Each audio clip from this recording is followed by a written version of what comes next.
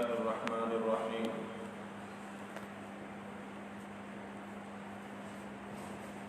وإلى مدين أخاهم شعيبا قال يا قوم اعبدوا الله ما لكم من إله غيره ولا تنقصوا المكيال والميزان إني أراكم بخير وإني أخاف عليكم عذاب يوم محيط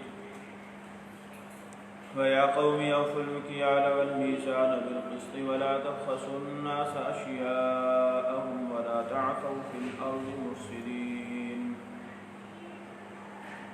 بقية الله خير لكم إن كنتم مؤمنين وما أنا عليكم بحفيظ صدق الله العلي العظيم وصدق رسوله النبي الكريم ونحن على ذلك لمن الشاهدين والشاكرين والحمد لله رب العالمين. سورہ ہود آیت نمبر 84 سے 86 آج کے درس میں شامل ہے. گزشتہ آیات میں حضرت لوط علیہ السلام اور قوم لوط کا تذکرہ تھا. آج کی ان آیات میں اہل مدین اور شعیب علیہ السلام کا تذکرہ ہے. وَإِلَى مَدْيَنَ أَخَاهُمْ شُعَيْبًا. مدین حجاز سے شمال مغرب، فلسطین سے جنوب کی طرف، بحر احمر کے کنارے ایک عالمی تجارتی منڈی تھی. مکے سے یا یمن سے ملک شام کی طرف اور مصر کی طرف تمام تجارتی قافلے جو سفر کرتے تھے وہ یہاں سے گزر کے جاتے تھے. یعنی اس وقت اس تجارتی منڈی کو ایک اہمیت حاصل تھی. اور یہ مدین شہر حضرت ابراہیم علیہ السلام کے بیٹے مدین کے نام سے منسوب ہے. یہ تو حضرت ابراہیم علیہ السلام کی 2 بیویاں اور 2 بیٹے معروف ہیں، حضرت سارہ اور حضرت حاجرہ. حضرت سارہ کے بطن سے حضرت اسحاق علیہ السلام کی پیدائش ہے اور حضرت حاجرہ کے بطن سے حضرت اسماعیل علیہ السلام کی ولادت ہے. ان کے علاوہ بھی حضرت ابراہیم علیہ السلام کی اور بیویاں تھیں. حضرت ابراہیم علیہ السلام کی بیوی قطورہ کے بطن سے مدین پیدا ہوئے اور اس وقت کے دستور کے مطابق آپ کے نام سے ہی وہ برادری اور قبیلہ معروف ہوئے اور اس جگہ اس مقام کا نام مدین رکھا گیا.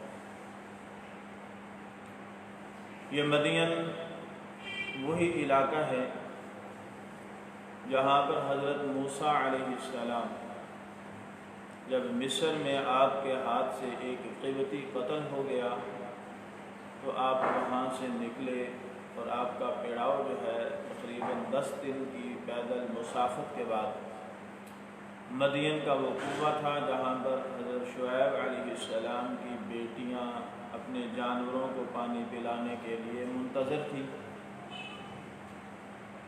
تو موسیٰ علیہ السلام نے حضرت شعیب علیہ السلام کے جانوروں کو پانی بھی پلایا اور پھر 10 سال تک حضرت شعیب علیہ السلام کی خدمت میں رہے. پھر 10 سال کی خدمت کے بعد حضرت شعیب علیہ السلام کی ہی بیٹی سے حضرت موسیٰ علیہ السلام کا نکاح ہوا. پھر وہاں مصر آتے ہوئے راستے میں آپ کو نبوت بھی ملی اور پھر مصر آ کر کے آپ نے فرعون کو دعوت توحید دی. تو گویا یہ شعیب علیہ السلام حضرت موسیٰ علیہ السلام کے سسر. اہل مدین کی طرف شعیب علیہ السلام کو رسول بنا کر کے بھیجا گیا. اخاہم ان کا بھائی اس لیے فرمایا کہ شعیب علیہ السلام اسی قوم کے فرد تھے، اسی قوم میں سے تھے. لوط علیہ السلام اس قوم میں سے نہیں تھے. شعیب علیہ السلام جو ہے وہ اسی قوم میں سے تھے۔ ابتداءً شعیب علیہ السلام نے بھی اپنی قوم کو دعوت توحید دی۔ قال یا قوم اعبدوا اللہ، فرمایا میری قوم اللہ کی عبادت کرو، ما لکم من الہ غیرہ، اس کے علاوہ کوئی عبادت کے لائق نہیں، اس کے علاوہ نہ ہی تو کسی کے اندر صفات الوہیت ہیں اور نہ ہی کوئی عبادت کے لائق۔ عبادت کے لائق صرف اور صرف اللہ ہے۔ ہر ایک نبی نے سب سے پہلے توحید کی دعوت دی، عقیدے کی درستگی کی دعوت دی، نظریے کی تبدیلی کی دعوت دی۔ اس کی وجہ بنیادی یہ ہے کہ اصل ایمان، عقیدہ توحید اور بنیادی نظریہ ہی دوسرے اعمال کی اہمیت کو جتلاتا ہے۔ اگر انسان کا ایمان اور عقیدہ ہی درست نہیں، اعمال جتنے ہی کر لے وہ اس کے لیے ناکافی ہے۔ ہاں، ان اعمال کا دنیا کے اندر تو کچھ نہ کچھ فائدہ ہو سکتا ہے، لیکن آخرت میں ایمان کے بغیر کیے گئے اعمال کا کچھ فائدہ نہیں۔ اللہ جل شانہ نے ہر ایک عمل کی قبولیت کے لیے ایمان کی شرط لگائی ہے۔ وَمَن يَعْمَلْ مِنَ الصَّالِحَاتِ مِن ذَكَرٍ أَوْ أُنثَىٰ وَهُوَ مُؤْمِنٌ، جو بھی نیک عمل کرے وہ مرد ہو یا عورت ہو، شرط یہ ہے کہ وہ مومن ہو۔ وَمَن يَعْمَلْ مِنَ الصَّالِحَاتِ وَهُوَ مُؤْمِنٌ فَلَا كُفْرَانَ لِسَعْيِهِ، جس نے بھی نیک اعمال کیے شرط یہ ہے کہ وہ مومن ہے، تو اس کی اس محنت کو، اس کوشش کو، ان اعمال کو اللہ جل شانہ ضائع نہیں فرماتا، اس کی محنت جو ہے وہ ضائع نہیں جاتی۔ اس لیے اعمال کے درجے میں کسی بھی قسم کی محنت، مشقت، عبادت اور ریاضت کرنے سے قبل اپنے ایمان اور عقیدے کی درستگی اولین شرط ہے۔ اگر اپنے ایمان اور عقیدے کی درستگی نہیں ہے تو پھر بڑے سے بڑا عمل بھی عقارت ہے۔ اگر انسان کا ایمان اور عقیدہ درست ہے تو چھوٹا سے چھوٹا عمل بھی اس کے لیے جو ہے وہ مفید ہے، فائدہ مند ہے۔ تو اس لیے عقیدہ توحید پر تمام انبیاء کرام علیہم الصلاۃ والتسلیمات کی مکمل محنت تھی۔ عقیدہ توحید اختیار کرنے کے بعد پھر جو ہے وہ اعمال کی محنت ہے، پہلے جو ہے وہ عقیدے کی محنت۔ تو اس لیے اللہ جل شانہ کے علاوہ کسی اور کی عبادت کرنا یہ اللہ جل شانہ کی ذات میں شرک ہے، اور شرک ایسی چیز ہے جو کسی صورت میں معافی نہیں ہے الا یہ کہ انسان جو ہے اسے پکی اور سچی توبہ کرے۔ حضرت شعیب علیہ السلام کی قوم درختوں کی پوجا پاٹ کیا کرتی تھی، اور اس لیے اس کو اصحاب الایکہ بھی کہتے ہیں، ایکہ جنگلات والے، اس کو اصحاب الایکہ بھی کہا جاتا ہے۔ حضرت شعیب علیہ السلام کی قوم میں درختوں کی پوجا پاٹ کی رواج تھا، اور اس کے ساتھ ساتھ ان کے اندر ایک اور مرض پایا جاتا تھا۔ جس طرح حضرت لوط علیہ السلام کی قوم کا ایک اضافی مرض تھا کہ وہ لواطت میں ملوث تھے، اسی طرح شعیب علیہ السلام کی قوم اہل مدین میں بھی ایک اضافی مرض جو ہے وہ پایا جاتا ہے، وہ ہے ناپ تول میں کمی کرنا۔ کیونکہ مدین ایک تجارتی منڈی تھی، اس وقت کی عالمی منڈی تھی، ہر طرف سے قافلے جو ہے وہاں تجارتی آیا کرتے تھے، مال وہاں بیچتے، وہاں سے خریدتے، پھر آگے بیچتے۔ تو اس قوم کے اندر جو ہے وہ دنیا کی حرص کی وجہ سے یہ بیماری پیدا ہوئی، ناپ تول میں کمی تھی۔ اگر کسی سے لیتے تو پورا پورا لیتے، اگر کسی کو دیتے تو اس میں کمی کرتے، ناپنے میں بھی کمی کرتے اور تولنے میں بھی کمی کرتے، کیونکہ یہ دو ہی میزان استعمال ہوتے ہیں تجارت کے اندر، یا کوئی سی چیز کا لین دین ناپ کے ذریعے سے ہوتا ہے یا پھر تول کے ذریعے سے ہوتا ہے۔ اب ناپ میں بھی کمی اور تول میں بھی کمی، یہ انتہائی خطرناک بیماری ہے۔ اور یہاں مفسرین کرام نے یہ نقطہ لکھا ہے کہ واحد یہ دو قومیں ہیں جن پر اللہ کا عذاب کفر و شرک کے ساتھ ساتھ ان بیماریوں کی وجہ سے آئے، وگرنہ کسی بھی قوم پر اللہ کا عذاب نازل ہوا تو ان کے کفر اور شرک کی وجہ سے اور کسی بیماری کا ساتھ تذکرہ نہیں۔ ان دو اقوام قوم لوط اور قوم شعیب پر اللہ کا عذاب کفر و شرک کے ساتھ ساتھ ان بیماریوں کا بھی تذکرہ ہے۔ اس کی وجہ یہ ہے کہ یہ دونوں بیماریاں، دونوں خصلتیں اور عادات ایسی ہیں کہ جس کی وجہ سے پورے معاشرے کے اندر برائی پھیلتی ہے، پورے معاشرے میں فساد کے پھیلنے کا جو ہے وہ اندیشہ ہے۔ اس لیے اللہ جل شانہ نے ان بیماریوں کا بھی ساتھ جو ہے وہ اہتمام کے ساتھ تذکرہ کیا۔ تو حضرت شعیب علیہ السلام نے اپنی قوم سے کہا کہ اے میری قوم، اللہ کی عبادت کرو، اس کے علاوہ کوئی عبادت کے لائق نہیں۔ اگر انسان عقلاً سوچے تو عقلاً بھی یہ بات سمجھ میں آتی ہے کہ ایک وہ ذات ہے کہ جس نے انسان کو تمام تر نعمتیں عطا فرمائی ہیں، اس کے اپنے وجود سے لے کر کے پھر وجود کی تعلیم و تربیت، پرورش، اس کے بڑھنے، پھلنے، پھولنے تک کی تمام نعمتیں دینے والی ذات جو ہے وہ اللہ کی ہے۔ تو اس لیے عبادت کے لائق بھی صرف وہی اللہ کی ذات ہے۔ یہ تو انتہا درجے کا کفران نعمت ہوگا کہ نعمتیں تو کوئی اور دے، لیکن انسان تعظیماً جھکے کسی اور کے سامنے، عبادت کسی اور کی کرے، یہ عقل بھی اس بات کو تسلیم نہیں کرتی۔ شرط یہ ہے کہ عقل سلیم ہو۔ اگر انسان کی عقل ہی گھاس چرنے گئی ہو تو پھر انسان جو ہے وہ اپنی ہی غلاظت کو بھی سجدہ کرتے ہوئے نظر آتا ہے، اپنی ہی شرمگاہ کو پوچھتے ہوئے نظر آتا ہے تو بظاہر وہ بھی انسان، لیکن عقل سے عاری انسان اس کو کہا جائے گا جو اللہ کے علاوہ کسی اور کے سامنے جھکے، کسی اور کے سامنے اپنی جبین نیاز کو جھکائے، کسی اور کو جو ہے وہ رازق، مالک، خالق یا موت و حیات کا مالک سمجھ کر کے اس کے سامنے جھکائے۔ اس لیے عقل سلیم رکھنے والے انسان کے شایان شان یہی ہے کہ وہ صرف اپنے رب کو ہی الہ مانے اور اسی کی ہی عبادت میں اپنے آپ کو مصروف رکھے۔ دوسرے نمبر پر جو دعوت دی، فرمایا وَلَا تَنْقُصُوا الْمِكْيَالَ وَالْمِيزَانَ، اور نہ کمی کرو ماپ میں اور تول میں، ناپ کرنے میں بھی کمی نہ کرو اور تولنے میں بھی کمی نہ کرو۔ جو چیز ناپ کے دینی ہے، مثلا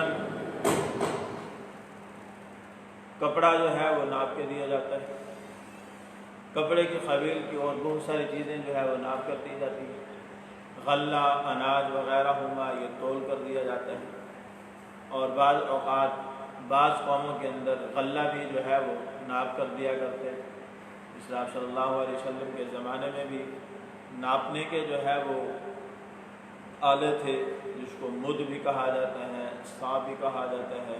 وہ برتن تھے خاص قسم کے، ان کی ایک خاص مقدار تھی، وہ ناپ کر اس میں جو ہے وہ غلہ بھر کر کے جو ہے وہ دیا جاتا تھا۔ ابھی صدقہ فطر کے جب مسائل بیان ہوتے ہیں تو اس میں صاع کا تذکرہ آتا ہے کہ گندم اگر دینی ہے تو وہ نصف صاع ہے، کھجور اور جو دینے ہیں تو وہ 1 صاع ہے، ان کی مقدار جو ہے صدقہ فطر کی۔ تو یہ آلے تھے غلہ اور اناج کے جو ہے وہ ناپنے کے۔ تو ہر ایک قوم اپنی روایتی انداز میں جو آلات بھی استعمال ہوتے ہیں وہ ناپنے کے ہوں یا تولنے کے ہوں، ان میں کسی بھی قسم کی جو ہے وہ کمی شرعاً جائز نہیں، وہ کوئی بھی قوم ہو۔ انی اراکم بخیر، فرمایا میں تمہارے اندر بہتری دیکھ رہا ہوں، اللہ نے تمہیں رزق کی فراوانی دی ہے، کس چیز کی کمی ہے کہ تم یہ بے ایمانی کر رہے ہو، دوسرے کا دھوکہ کر رہے ہو، فراڈ کر رہے ہو۔ اور یہ اس لیے بھی اس پر زور دیا جا رہا ہے کہ اس کا تعلق حقوق العباد کے ساتھ ہے، اور حقوق العباد کا معاملہ انتہائی سخت ہے۔ فرمایا آسودہ حال ہونے کے باوجود تم یہ کر رہے ہو، تمہارے اس عمل کی وجہ سے انی اخاف علیکم، میں اس بات پر خوف کھاتا ہوں تم پر، عذاب یوم محیط، ایک گھیر لینے والے دن کے عذاب سے۔ اب اس سے مراد دنیا کا عذاب بھی ہو سکتا ہے اور اس سے مراد آخرت کا عذاب بھی ہو سکتا ہے۔ دنیا کا عذاب اس صورت میں آتا ہے کہ جب انسان اس طرح دھوکہ دہی سے کام لیتا ہے تو پھر اللہ جل شانہ ان کو اس نعمت سے محروم فرما دیتے ہیں۔ اس نعمت سے محرومی یہ دنیا کا عذاب ہے۔ انتہائی معذرت کے ساتھ جس طرح آج ہماری امت اور قوم جو ہے اس عذاب میں مبتلا ہے کہ اس پر اللہ کے گھر مساجد کے دروازے بند ہو رہے ہیں۔ جب یہ نعمت میسر تھی ناقدری کی، ان گھروں کو آباد کرنے کا وقت ہمارے پاس نہیں تھا، اب ہم آباد کرنا چاہتے ہیں تو ہمیں آباد کرنے نہیں دیا جاتا، تو یہ اللہ کا عذاب نہیں تو اور کیا ہے؟ یہ اللہ جل شانہ کی طرف سے ایک عذاب ہی ہے۔ تو یہی فرمایا کہ میں محسوس کرتا ہوں، میں اس بات کا خوف کھاتا ہوں کہ اللہ کی طرف سے تمہارے اوپر جو ہے ایک سخت عذاب نازل ہو گھیر لینے والے دن سے، اور اس دن پھر کوئی کسی کو نہیں چھڑا سکتا۔ اور یہ بات ذہن میں رکھیں، حقوق العباد کے معاملے میں اللہ جل شانہ کا واضح اعلان ہے کہ میرے بندو اپنے معاملات کو درست لے کر کے آنا، میں اپنے معاملات معاف کر دوں گا۔ یعنی اگر حقوق اللہ میں سے کسی قسم کی کوئی کمی کوتاہی باقی رہ گئی وہ قابل معافی ہے۔ اللہ جل شانہ جس کو چاہے معاف فرما دے، جس سے چاہے مواخذہ لے لے۔ اگر حقوق العباد میں سے کوئی کمی کوتاہی رہ گئی وہ ناقابل معافی ہے جب تک کہ صاحب حق سے معاف نہ کرا لی جائے۔ اس لیے فرمایا وآتی ذی حق حقہ، جس کا حق ہے اس کو حق جو ہے وہ لازمی ادا کرو، اس کے بغیر گزارا نہیں۔ اور اس چیز کی اہمیت کا اندازہ اس بات سے لگایا جا سکتا ہے کہ حضور سرور کائنات صلی اللہ علیہ وسلم نے اپنے آخری ایام میں حالت بیماری میں آ کر کے صحابہ کرام رضوان اللہ عنہم اجمعین کے سامنے خطبہ ارشاد فرمایا۔ آپ کی حالت یہ تھی کہ ضعف کی وجہ سے کھڑے نہیں ہو پا رہے تھے، حضرت عباس رضی اللہ تعالی عنہ کا سہارا لے کر کے حضرت عباس کے کندھے پر ہاتھ رکھ کر کے آپ صلی اللہ علیہ وسلم نے خواتین میں الگ خطبہ ارشاد فرمایا، مردوں میں الگ خطبہ ارشاد فرمایا۔ فرمایا بھائی تم میں سے کسی کے پاس اگر کوئی ایک درہم یا دینار یا اس کا کچھ حصہ میں دیندار ہوں تو آپ اپنا وہ حق لے سکتے ہیں۔ اگر کسی کے ساتھ میں نے کوئی زیادتی کی ہو، کسی کے ساتھ ظلم کیا ہو تو آپ بدلہ لے سکتے ہیں، کیونکہ اس دنیا کے اندر دیا ہوا حساب یہ آسان ہے آخرت کے حساب سے۔ اور اس وقت ایک عجیب واقعہ پیش آیا جب آپ صلی اللہ علیہ وسلم نے یہ خطبہ ارشاد فرمایا۔ ایک صحابی کھڑے ہوئے، عرض کی یا رسول اللہ آپ نے ایک مرتبہ مجھے چھڑی ماری تھی، میں اپنا بدلہ لینا چاہتا ہوں۔ صحابہ رضوان اللہ عنہم اجمعین بڑے حیران اور پریشان ہوئے کہ اتنی ہمت اور جرأت آپ صلی اللہ علیہ وسلم کے سامنے کھڑے ہو کر کے۔ آپ صلی اللہ علیہ وسلم نے فرمایا کہ ہاں آپ بدلہ لے سکتے ہیں، آئیے اپنا بدلہ لیجیے۔ چھڑی منگوائی گئی، وہ چھڑی کیا کہ یا رسول اللہ یہ چھوٹی ہے، آپ نے جو ماری تھی وہ بڑی تھی۔ پھر بڑی چھڑی منگوائی، اب یہ ٹھیک ہے جی بالکل ٹھیک ہے، لیں ماریں جس طرح میں نے ماری تھی۔ یا رسول اللہ میرے جسم پر کپڑا نہیں تھا، آپ کے جسم پر تو کپڑا مبارک ہے، اب یہ بدلہ تو برابر نہیں ہوگا کیونکہ آپ نے تو ننگے بدن ماری اور بدلہ دینے کے لیے بدن پر جو ہے وہ کپڑا ہے۔ صحابہ حیران اور پریشان ہیں، ان کی آنکھوں سے آنسو جا رہے ہیں کہ اتنی بڑی گستاخی کرنے چلا ہے، کیا بنے گا اس کا؟ اب نیتوں کے احوال تو اللہ جل شانہ جانتے ہیں۔ جب آپ صلی اللہ علیہ وسلم نے اپنے جسم اطہر سے کرتا مبارک اٹھایا تو وہ صحابی بھاگ کے آگے جا کر کے آپ کے جسم اطہر کا بوسہ لے دی کہ بس میرا بدلہ برابر ہو گیا۔